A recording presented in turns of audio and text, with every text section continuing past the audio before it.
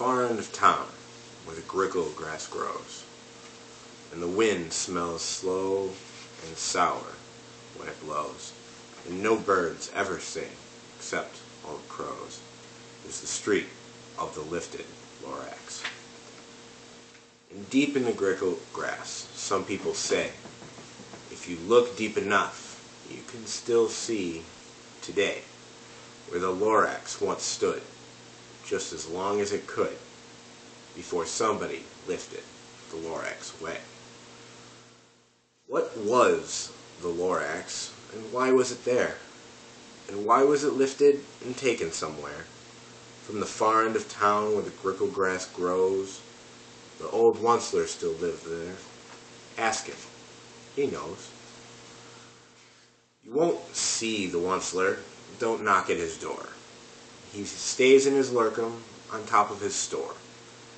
He lurks in his lurkum, cold under his roof, where he makes his own clothes out of myth-muffered moof.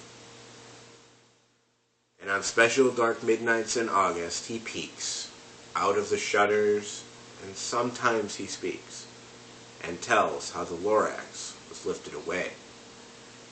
He'll tell you, perhaps, if you're willing to pay.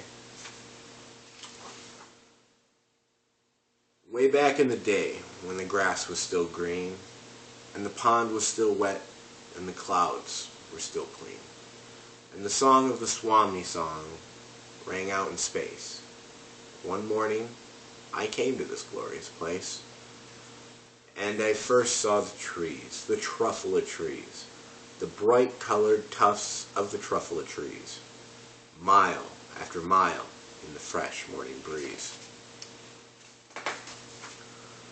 And under the trees I saw brown barbaloots frisking around in their barbaloot suits as they played in the shade and ate their truffula fruits. From the rippleless pond came the comfortable sound of the humming fish humming while splashing around. But those trees, those truffula trees, all my life I'd been searching for trees such as these. The touch of their tufts was so much softer than silk, and they had the sweet smell of fresh butterfly milk. I felt a great leap of joy in my heart. I knew just what to do. I unloaded my cart. In no time at all, I built a small shop. Then I chopped down a truffula tree in just one chop. And with great skillful skill, with great speedy speed, I took that soft tuft and I knitted a thneed. The instant I finished, I heard a gazoop. I looked. I saw something pop out of the stump of the tree I had chopped down. It was sort of a man. Describe him? That's hard. I don't know if I can. He was brownish and shortish and mossy, and he spoke with a voice that was sharpish and bossy. Mister, he said with a sawdusty sneeze, I am the Lorax. I speak for the trees. I speak for the trees have no tongues. And I am asking you, sir, at the top of my lungs. He was very upset, and he shouted and puffed, what is that thing you made out of my truffula tuft?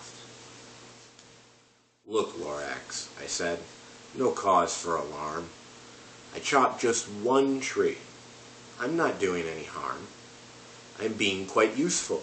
This thing is a thneed. A thneed is a fine something that everyone needs. It's a shirt, it's a sock, it's a glove, it's a hat. It has other uses, yes, far beyond that. You can use it for carpets, for pillows, for sheets, for curtains, for bicycle seats. The Lorax said, sir, you are crazy with greed. There's no one on earth who would buy that fool thneed. But the very next minute, I proved he was wrong, for just at that minute a chap came along, and he thought the thneed I had knitted was great, and he happily bought it for $3.98. I laughed at the Lorax, you poor stupid guy. You can never tell what what some people will buy. And at that very moment, we heard a loud whack. From outside in the fields came a sickening smack of an axe on a tree, and we heard the tree fall. The very last truffula tree of them all. No more trees, no more needs, no more work to be done. So, in no time, my uncles and aunts, everyone, all waved me goodbye. They jumped into their cars and drove away under smoke-smothered stars. Now, all that's left beneath the bad-smelling sky was my big empty factory, the Lorax, and I. Lorax said nothing. He just gave me a glance. Just gave me a very sad, sad backwards glance as he lifted himself by the seat of his pants. And I'll never forget the grim look on his face when he hoisted himself and took leave of this place through a hole in the smog without leaving a trace. And all the Lorax left here in this mess was a small pile of rocks with the one word, unless. Whatever that meant, well, I just couldn't guess. That was long, long ago. But each day since that day I've sat here and worried away. Through the years when my buildings have fallen apart, I have worried about that with all of my heart. But now, says the Onceler, now that you're here, the word of the Lorax seems perfectly clear. Unless someone like you cares a whole awful lot, nothing is going to get better. It's not.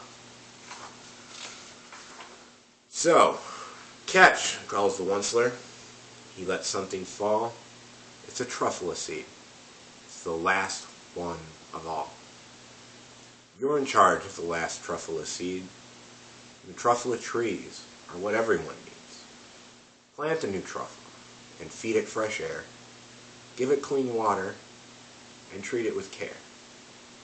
Grow a forest, protect it from axes that hack, when the Lorax and all of his friends may come back.